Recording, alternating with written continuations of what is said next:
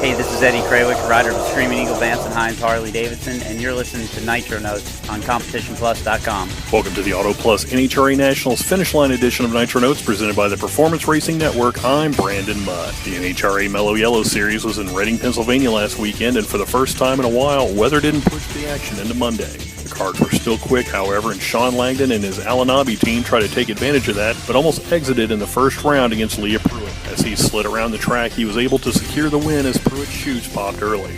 It's something that I've been working on. It's pedaling a top fuel car is not easy, and it takes patience. And when you have a car 5 lengths ahead of you, patience is not the first thing on your mind. So it's a work in progress. It's something I need to work on. But the good thing about the team, came back after the run. I talked with Alan and Brian, and they said, "Well, we don't have to worry about that because we won't smoke the tires for the rest of the day." Matt Smith won for the second time in 2 weeks and had a first-round misadventure of his own when he red-lit against Michael Hall. Fortunately for the North Carolina native, Hall also red-lit by 1/1000th of a second more than Smith, who said a race winner always has to have at least one lucky round. This thing's not over yet, and until they give me that check and that jacket and that trophy, I'm still looking at every round as just 20 points, and that's what we got to take each race, each round. We go do good at Vegas. I'd like to stand in that championship podium with my dad, and be the first time ever father-son ever won a championship, and he's already done it, so I'm trying my best to get it, Dad. After flirting with the points lead in the Pro Stock class for a while, Jeg Coughlin Jr. finally secured it with the victory at Maple Grove on Sunday.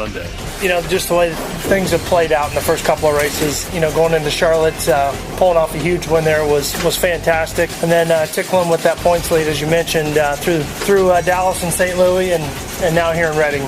To come out with the points lead certainly feels fantastic. I'm an optimistic person, but we got a lot of racing left to do. And finally, John Force also won his second race in a row after defeating Rookie of the Year contender Chad Head. While John is now arguably the face of the sport, he still remembers his humble beginnings, which he has shared with his wife, Lori. She's been out here 9 years, we couldn't win. Yeah. But we did it because we loved it, and we were starving one week. I remember when they locked our cats up in our condo when we went to Indy. And we come back home, they locked us out because we didn't pay the rent. I kicked down the door, and they tried to put me in jail. We wanted our cats back. And that's the life that we live, and now my children are living it. This is my partner. I love her with all my heart. I'm sorry about the anniversary last week, and I'm glad that so we're going right down here to Applebee's. We're going to celebrate.